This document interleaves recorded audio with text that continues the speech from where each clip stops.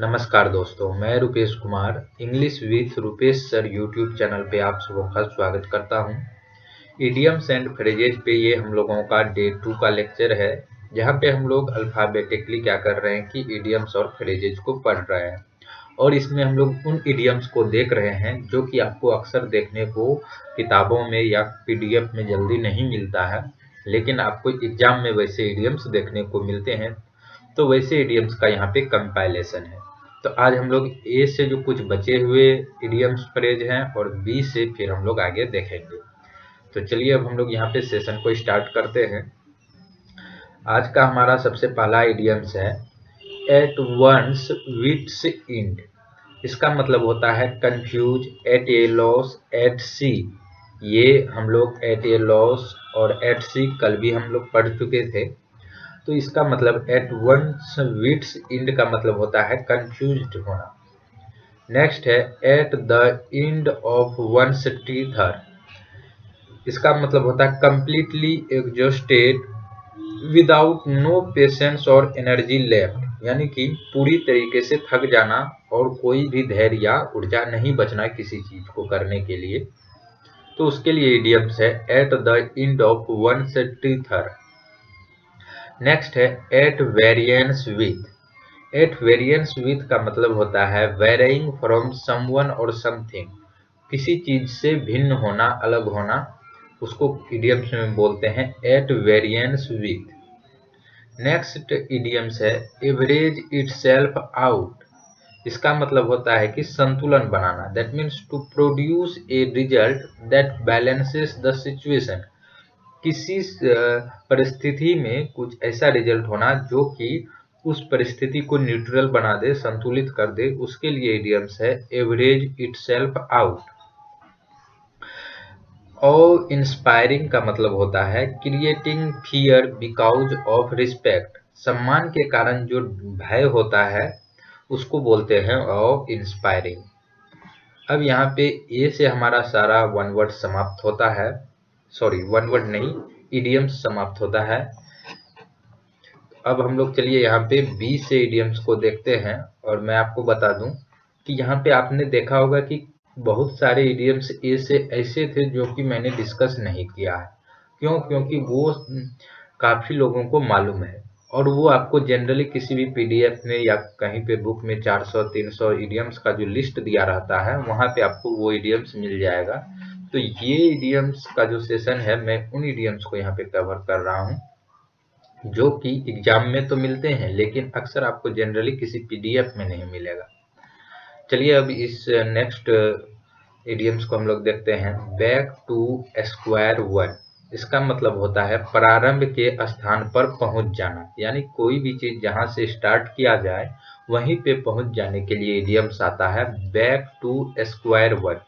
आप इसको इस तरीके से रिलेट कर लीजिए कि अगर एक स्क्वायर में अगर इसके जो परिमाप है इस पे अगर चलना शुरू करेंगे तो एग्जैक्टली फिर वहीं पे आ जाएंगे जहां से चलना स्टार्ट किए थे। तो इस तरीके से थोड़ा रिलेट कर लीजिएगा तो ज्यादा समय तक आपको यहाँ पे इडियम्स ध्यान रहेंगे। नेक्स्ट है back to the drawing board, यानी ड्राइंग बोर्ड पे फिर वापस आना, यानी क्या करना, दोबारा से किसी काम को आरंभ करना, उसके लिए होता है back to the drawing board. Next है बैक टू द वॉल। इसका मतलब होता है मुश्किल परिस्थिति में। इसको आप इस तरीके से रिलेट कर लीजिए कि लेट से यह एक वॉल है और कोई व्यक्ति यहाँ पे भाग रहा है और कुछ व्यक्ति उनका पीछा कर रहा है। तो एट द एंड क्या होगा कि जब ये कोई व्यक्ति जो परेशानी में है जैसे इस वॉल के पास आएगा तो यहाँ पे कुछ लोग यहाँ पे जो पीछा करने वाले हैं अब इसको आगे यहाँ पे पकड़ लेंगे। तो ये एक ऐसी स्थिति में आ गया जहां पे कि अब ये काफी ज्यादा कठिनाइयों का सामना करेगा। तो इसके लिए आप इस तरीके से रिलेट कर लीजिए कि जब वॉल के बैक में हो तो वो मुश्किल परिस्थिति में पड़ गया है। चलिए नेक्स्ट इडियम्स को देखते हैं। अगर आपको इस तरीके से एक्सप्लेनेशन सही लग रहा तो आप कमेंट में बताइए, तब मैं कोशिश करूंगा कि हर एक इडियम्स को इस तरीके से मैं आपको कुछ एग्जांपल के साथ रिलेट कर दूं। अदरवाइज जिस तरीके से हम लोग करते जा रहे हैं वैसे करेंगे। नेक्स्ट है बैड हेड। इसका मतलब होता है दुष्ट व्यक्ति। मान लीजिए कोई व्यक्ति है, उसके सिर पे जो है क्या है कि एक खराब टोपी है, तो उस टोपी को देख के पता कर लेंगे या हम लोग समझ लेंगे कि वो व्यक्ति जो है दुष्ट किस्म का है। तो बैड हेट का मतलब हो गया दुष्ट व्यक्ति। नेक्स्ट है बेकर्स डोजन। बेकर्स डोजन का मतलब होता है 13, यानी ऐसा संख्या जो कि दर्जन से एक अधिक हो, उसके लिए आता है बेकर्स डोजन। नेक्स्ट है bark off the wrong tree. इसका मतलब होता है गलत दिशा में प्रयास करना। आप यहाँ से थोड़ा सा, जैसे हम लोग पढ़ाई करते हैं, अगर हम लोग टू द पॉइंट अगर पढ़ाई नहीं करेंगे, इधर उधर का पढ़ाई करेंगे या इधर उधर के बातों में उलझे रहेंगे, तो एम जो है हम लोगों का अचीव करना वो सटीक नहीं होगा। तो क्या होगा कि हम लोग गलत दिशा में अगर पड़ गए तो हम लोग अपने एम को अचीव जल्दी नहीं कर पाएंगे। इसी तरीके से अगर गलत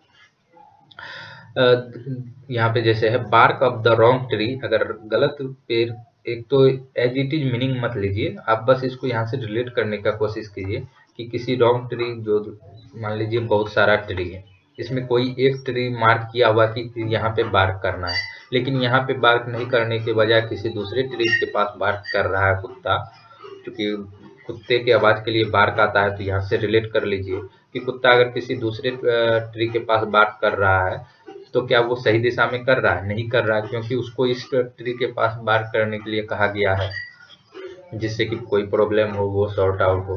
तो गलत दिशा में वो कुत्ता क्या कर रहा है? प्रयास कर रहा है। तो आप ऐसे रिलेट कर लीजिए। नेक्स्ट है बी फेड अप विथ। इसका मतलब होता है उब जाना, थक जाना। तो इसका मतलब हो गया यहाँ पे बी फेड अप का मतलब to be tired of someone, किसी से उब जाना। नेक्स्ट है be taken aback. Be taken aback का मतलब होता है टू बी सरप्राइज्ड, यानी आश्चर्यचकित होना। इसका मतलब होता है बी टेकन अबैक। इसको भी आप ऐसे ध्यान रख लीजिए, कोई आदमी आपको कोई गिफ्ट एक देता है, अब वो फिर क्या करता है? वापस ले लेता है। अगर वो गिफ्ट वापस ले लेगा तो आप क्या हो जाएंगे? आश्चर्यचकित हो जाएंगे कि कैसा आदमी है, एक तो गिफ्ट देता भी है फिर वापस ले लेता है। तो इसका मतलब हो गया टू बी सरप्राइज्ड। नेक्स्ट है बैट एन आईलिड। आपको सेंटेंस में कई बार इसका जो स्ट्रक्चर बनता है नॉट बैट एन आईलिड, इस तरीके से। तो बैट एन आईलिड का मतलब होता है प्रतिक्रियाहीन, यानी कि कोई भी इमोशन या फीलिंग नहीं शो करना, उसको बोलते हैं बैट एन आईलिड। चलिए अब नेक्स्ट हम लोग इडियम से देखते हैं। नेक्स्ट है बियर द ब्रंट, यानी किसी चीज का बुरा परिणाम भुगतना के लिए, to suffer negative consequences of something के लिए आता है बियर द ब्रंट। नेक्स्ट है beat a retreat. Beat a retreat मतलब होता है जल्दी वापस होना, किसी खतरे को जानने के बाद, भांपने के बाद जो वापस लौटने की क्रिया होती है उसको बोलते हैं बीट ए रिट्रीट। नेक्स्ट है बीट ऑफ। बीट ऑफ का मतलब होता है टू सेंड अवे, यानी कि मान लीजिए कि दो टीम है, या सॉरी दो एम्पायर है, तो एक एम्पायर क्या, मान लीजिए दोनों में युद्ध छिड़ गया, तो एक एम्पायर दूसरे को पीट के भगा दिया, तो उसके लिए वर्ड आ गया बीट ऑफ। तो इसका मतलब हो गया to send away, to force to retreat, यानी किसी को वापस होने के लिए मजबूर करना, यानी पीट कर भगा देना बोल सकते हैं, दूर हटाना। तो ये सब के लिए इडियम्स आता है बीट ऑफ। चलिए नेक्स्ट अब हम लोग देखते हैं बीट द बुश। इसका मतलब होता है टू सर्च थिंग थोरोली, यानी किसी चीज को पूरी तरीके से ढूंढना, छानबीन करना पूरी तरीके से किसी चीज को। तो इसके लिए इडियम्स है बीट द रिट्रीट। इसको आप इस तरीके से रिलेट कीजिए, जब आप बच्चे होंगे, क्योंकि बहुत लोग क्या करते हैं, गांव में होते हैं, वो झाड़ियों के अगल बगल खेलने जाते हैं। तो मान लीजिए बैट बॉल खेल रहे हैं, यहाँ पे झाड़ी है और यहाँ पे बैट बॉल इस पिच पे खेल रहे हैं, तो बॉल क्या होता है, कभी इस झाड़ी में जब चले जाता है तो इस झाड़ी को बैट से या डंडे से पीट पीट के एकदम उसको झाड़ी को क्या कर दिया जाता है, सुला दिया जाता है, मतलब सारी झाड़ी को जमीन पे बीट करके लिटा दिया जाता है, तब फिर वहां पे उस पे बॉल ढूंढते हैं। तो आप वहां से रिलेट कर लीजिए इसको। बीट द बुश का मतलब होता है टू सर्च समथिंग थोरोली, किसी चीज को पूरी तरीके से खोजना। नेक्स्ट है बेग द क्वेश्चन। इसका मतलब होता है बिना सबूत के किसी चीज को सत्य मान लेना। बेग द क्वेश्चन, यहाँ से आप इसको भी डिलीट कर लीजिए कि कोई चीज का कोई प्रूफ है नहीं लेकिन आप उसको सत्य मान के बैठे हैं, तो उसके बारे में ऑब्वियस है कि जो सवाल है कहीं ना कहीं से आएंगे ही कि ऐसा क्यों हुआ, क्यों तुम सत्य मान लिए हो। तो बेग द क्वेश्चन का मतलब हो गया बिना सबूत के किसी चीज को सत्य मान लेना। नेक्स्ट इडियम है बेली अप। इसका मतलब होता है स्पॉइल्ड, यूजलेस, यानी खराब हो जाना।